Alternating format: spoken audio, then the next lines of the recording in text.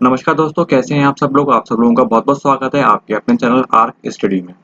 दोस्तों, आज से हम स्टार्ट करने वाले हैं सीटेट की ईवीएस की सीरीज। तो आप लोग इस सीरीज के साथ बिल्कुल जुड़ जाइए। और इस सीरीज में हम बात करेंगे सीटेट के लिए ईवीएस सब्जेक्ट के बारे में, जो कि सीटेट के पेपर 1 में आता है। इसके बारे में हम बात करने वाले हैं। और सीटेट का जो आपका पेपर 1 में जो ईवीएस है, उसमें मैंने आपको सिलेबस में बताया था कि आपकी 2 चीज़ें आती हैं। यानी जो आपका ईवीएस है वो आपका टोटल 30 नंबर का आता है, जिसमें से आपकी जो कि 2 भागों में डिवाइड रहता है। एक तो आपका 15 नंबर का कंटेंट होता है और दूसरा होती है आपकी 15 नंबर की पेडागोजी। तो जो आपका 15 नंबर का जो कंटेंट होता है, वो आपका आता है एनसीईआरटी की 3rd, 4th और 5th क्लास की ईवीएस की बुक में से। तो आज हम एनसीईआरटी की 3rd क्लास की ईवीएस की बुक के बारे में जानेंगे, उसको पढ़ेंगे। और उसके बाद हम नेक्स्ट वीडियो में इसी 3rd क्लास की जो बुक है उसके हम रिवीजन क्वेश्चन करेंगे। उसके बाद में हम लोग और उसके बाद में हम 4th एंड 5th क्लास की जो बुक है उसके बारे में हम पढ़ेंगे आगे। तो दोस्तों, मैं आपसे ये कहना चाहता हूँ कि अगर आप ये सीरीज फॉलो करते हैं ईवीएस की सीटेट के लिए, तो मेरा ये मानना है कि आप 30 में से आप 25 से लेकर 28 नंबर के बिल्कुल क्वेश्चन आप करेक्ट करके आने वाले हैं। कोई भी आपकी गलती नहीं होगी उसमें। तो आप सीटेट की जो ईवीएस सीरीज हम स्टार्ट करने वाले हैं, आप उससे बिल्कुल जुड़ जाइए और इस वीडियो के साथ आप लोग बने रहिए।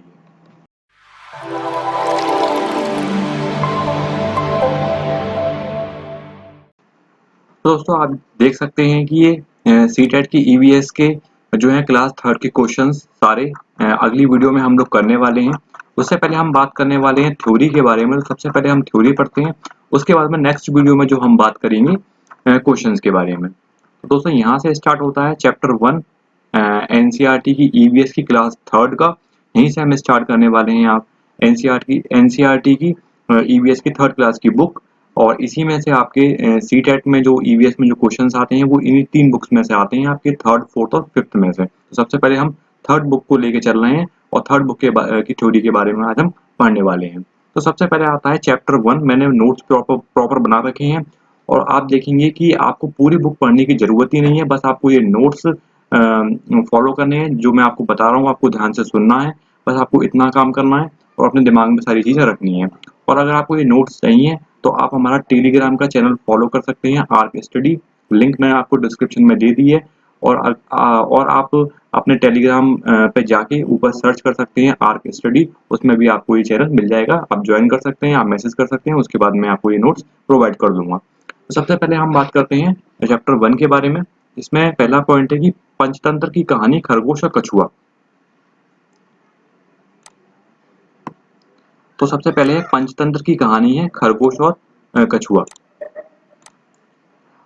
दूसरा है इसमें पॉइंट, ये पंचतंत्र की कहानी का मतलब ये है कि उसमें एक चैप्टर है पहला जिसमें ये कहानी दे रखी है और उसमें बताया गया है इसके बारे में। तो ये खरगोश और कछुआ जो है वो आपकी जो कहानी है वो पंचतंत्र की कहानी के अंतर्गत आती है ये। तो अगर क्वेश्चन आता है कि जो खरगोश और कछुआ जो है वो कौन सी कहानी जुड़ी हुई है, तो पंचतंत्र की कहानी से जुड़ी हुई है। उसके बाद में आता है जिगसॉ में किसी चित्र के ऐसे टुकड़े होते हैं कि उनको मिलाने के लिए बहुत दिमाग लगाना पड़ता है।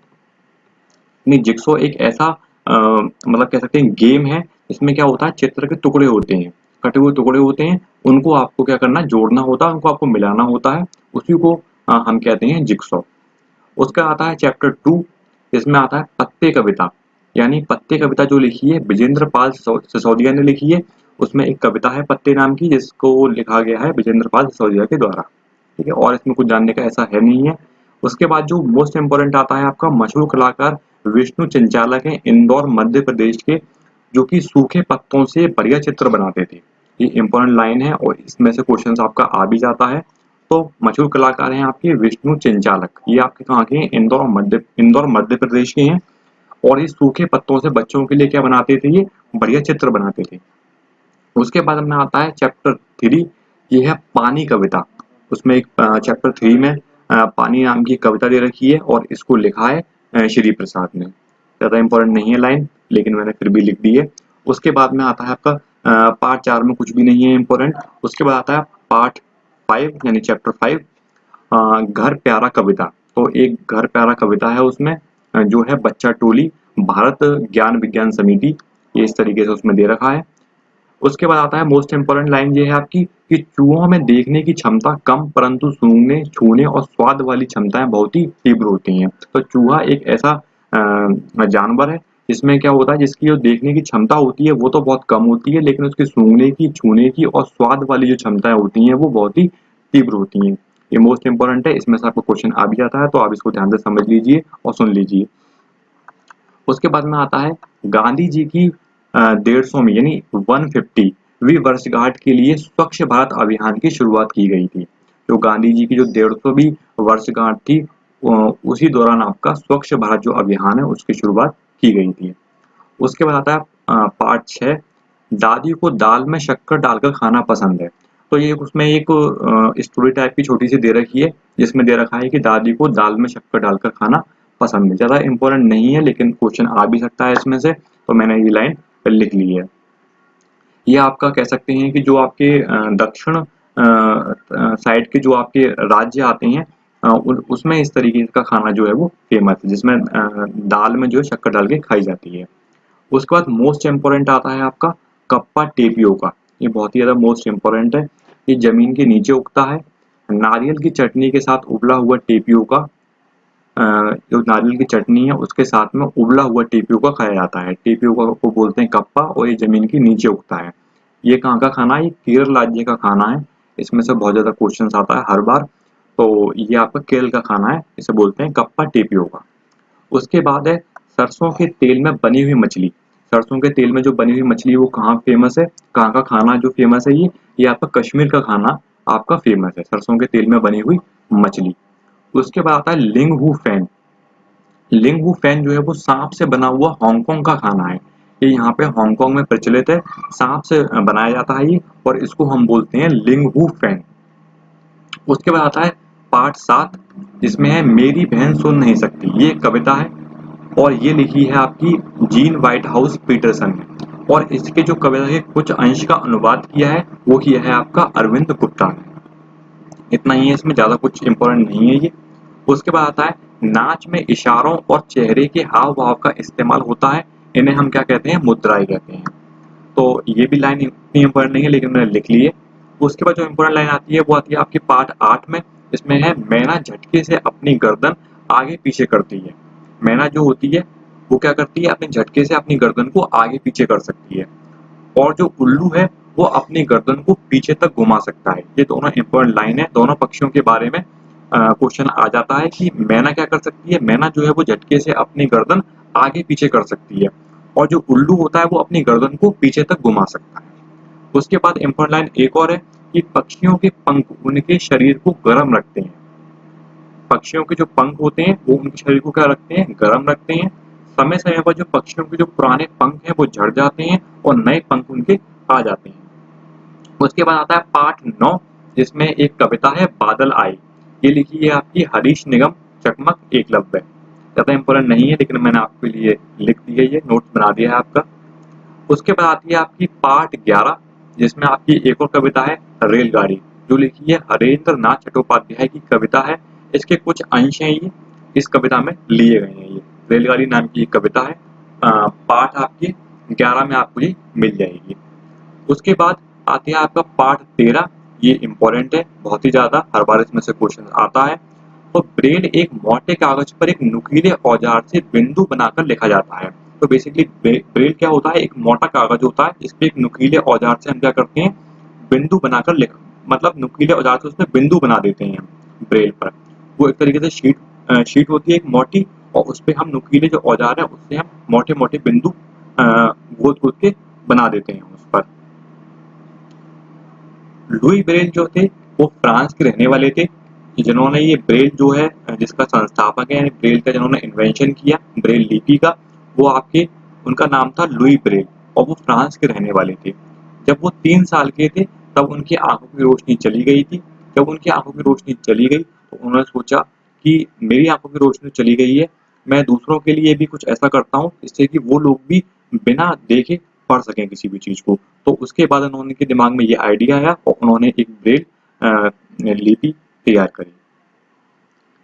उसके बाद आता है कि यह लिपि जो होती है वो आपकी 6 बिंदुओं पर आधारित होती है।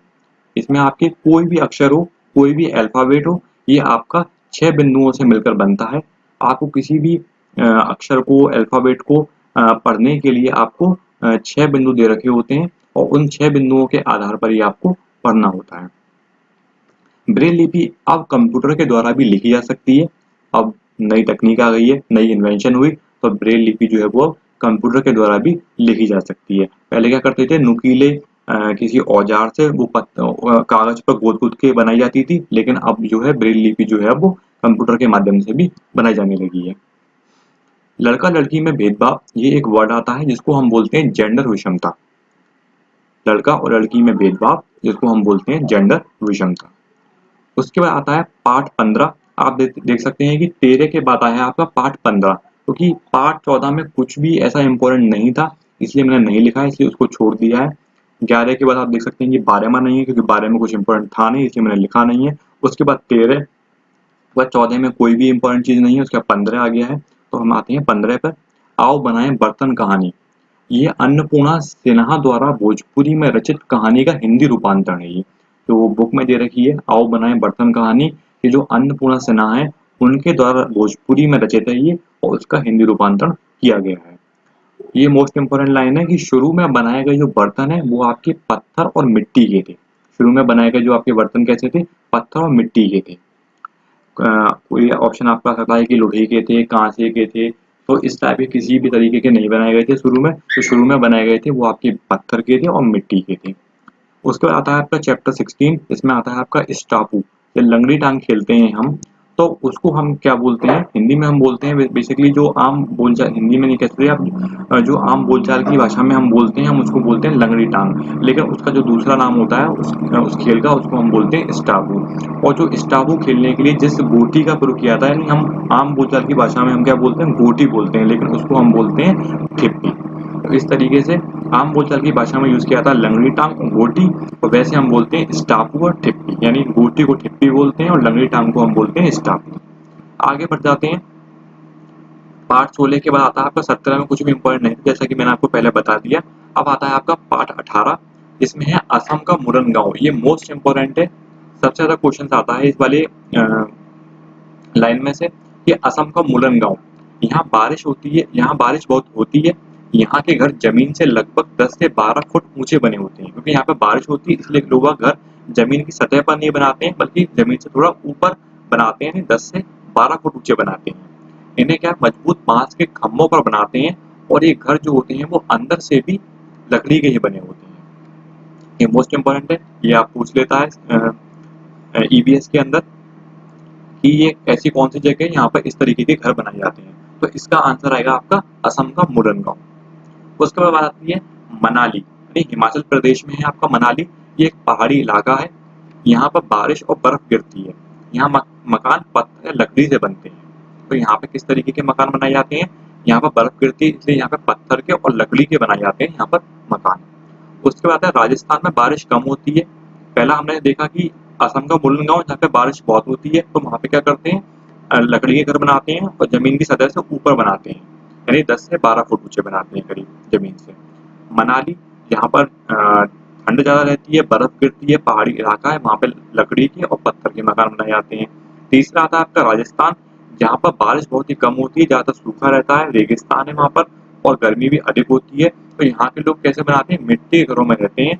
घरों की दीवारें कैसी होती हैं, मोटी होती हैं, और जो दीवारें होती हैं उनको मिट्टी से लीप पोत कर बनाया जाता है।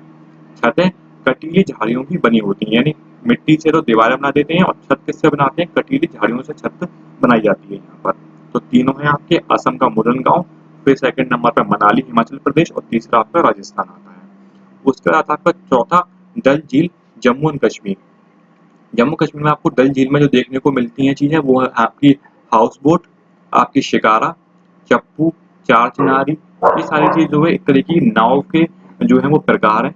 हाउस बोट, शिकारा, चप्पू, चार चिनारी, सारी चीजें जो है वो नाव जो होती है उसी के अलग अलग तरह के प्रकार हैं। इग्लू, आप जानते होंगे बर्फ का घर होता है पहाड़ी इलाकों में, जहाँ पे ठंड पड़ती है, बर्फ पड़ती है, वहां पे इस तरीके के घर बनाए जाते हैं।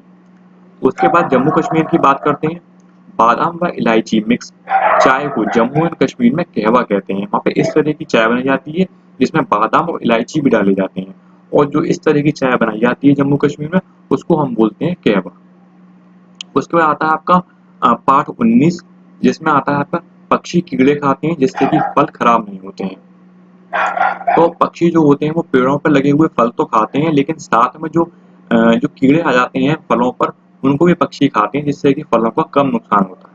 इसके ऊपर एक कहानी भी है जो कि पाठ 19 में दे रखी है। उसके बाद आता है पाठ 20 बज्जू गांव राजस्थान का। ये रेतीला इलाका है और भावनगर शहर। ज़्यादा इम्पोर्टेंट लाइन नहीं है लेकिन आप इसको देख सकते हैं एक बार। उसके बाद टांका, इसके ऊपर भी क्वेश्चन आ जाता है। टांके के ऊपर भी, टांका क्या होता है? टांका जो होता है आपका आंगन में जो है वो गड्ढा करके उसे पक्का करते हैं। पहले आंगन में गड्ढा कर लेते हैं फिर उसको पक्का कर लेते हैं पत्थर से या फिर ईंट से, जैसे भी सीमेंट लगा के उसको पक्का कर लिया जाता है। फिर ये जो गड्ढा होता है जिसे पक्का कर लिया गया है उसमें ये लोग क्या करते हैं, बारिश का पानी इकट्ठा कर लेते हैं, यानी बारिश का पानी इकट्ठा करने के काम में आता है उसको। इसी को हम बोलते हैं टांका। और एक लाइन दे रखी थी उसमें कि पानी जो है वो सबका साझा है। ये आपको बुक में देखने को मिल जाएगी लेकिन आपको बुक अब देखने की ज़रूरत नहीं है। मैं आपको पूरी इंपॉर्टेंट लाइन सारी आपको बता दी है। इसमें थर्ड क्लास की जो भी है सारी इंपॉर्टेंट लाइन आपको मैंने बता दी है। बाकी हम फोर्थ और फिफ्थ क्लास के बारे में भी आगे पढ़ेंगे, तो आपको बुक देखने की बिल्कुल ज़रूरत नहीं है। इसी से आपका पूरा काम हो जाएगा और इसी से आपके टोटल 30 में से 25 से 28 नंबर आपके कहीं पर भी नहीं जाने वाले हैं। उसके बाद हम आगे बढ़ जाते हैं। पार्ट 21 आता है आपका बोलो भाई कितने। ये एक तरह का खेल है जिसमें ताल बजाने का और संख्या पुकारने का काम किया जाता है। ज़्यादा इंपॉर्टेंट लाइन नहीं है। उसके बाद आता है आपका गुंटूर शहर जो कि आंध्र प्रदेश में है आपका, या आप याद रख सकते हैं, ध्यान रख सकते हैं इसको। गुंटूर शहर जो है वो आपका आंध्र प्रदेश में है। उसका लास्ट आ जाता है आपका पार्ट 22, यानी इसमें 22 पार्ट दे रखे हैं। टोटल आपके मैंने कवर करवा दिए, जो भी इंपॉर्टेंट लाइन थी वो मैंने आपको बता दी है सारी। इससे ज़्यादा आपको इसमें पढ़ने की ज़रूरत नहीं है, ना ही आपको कोई किताब देखने की ज़रूरत है। इसी से आपका जो थर्ड क्लास की जो आपकी कंप्लीट जो आपकी जो थ्योरी है वो हो जाएगी इससे। तो हम पढ़ लेते हैं पार्ट 22 का एक लाइन और, कि चित्र का छोटा रूप जिसमें जगहों के चित्र के स्थान पर निशान बने होते हैं। चित्रों का जो होता है, चित्र का जो होता है आपका छोटा रूप होता है, इसमें जगह नहीं दे रखी होती है बल्कि जगहों के जो चित्र होते हैं वो नहीं दे रखे होते हैं, उनके स्थान पे आपके निशान बने होते हैं। ऐसे चित्र को हम नक्शा कहते हैं। इसके बाद आप देख सकते हैं नीचे पार्ट 1 आ गया है, ये आपका फोर्थ क्लास का है एनसीईआरटी के लिए, ईवीएस के लिए। तो इसको हम अगली वीडियो में कवर करने वाले हैं, अगली से भी अगली वीडियो में कवर करेंगे। इसके बाद हम जो अगली वीडियो आएगी उसमें हम कवर करने वाले हैं जो एनसीईआरटी की जो हमने ये ईवीएस की थर्ड क्लास की बुक पढ़ी है उसके हम रिवीजन क्वेश्चन करेंगे। उसके बाद हम पढ़ेंगे फोर्थ क्लास के बारे में। तो आई होप आपको ये वीडियो अच्छी लगी हो, आपको पसंद आया हो, आपको सब समझ में आया हो। और अगर आपको ये वीडियो अच्छी लगी हो तो प्लीज़ वीडियो को लाइक करना और शेयर करना बिल्कुल भी ना भूलें। और अगर आपको ये चैनल पसंद आए तो आप इस चैनल को सब्सक्राइब कर सकते हैं। और अगर आपको ये इसकी पीडीएफ चाहिए नोट्स की, आगे जो रिवीजन क्वेश्चन आने वाले हैं उनकी पीडीएफ चाहिए, तो आप हमारे टेलीग्राम चैनल को ज्वाइन कर सकते हैं। आर्क स्टडी के नाम से आपका टेलीग्राम चैनल है, उस पर आप ज्वाइन कर सकते हैं। मैं मिलूंगा आपसे अगली वीडियो में जिसमें हम बात करेंगे इसी जो भी हमने पढ़ा है थर्ड क्लास के बारे में, एनसीईआरटी की ईवीएस के बारे में, उसी के हम रिवीजन क्वेश्चन करेंगे अगली वीडियो में। तो चलिए, धन्यवाद।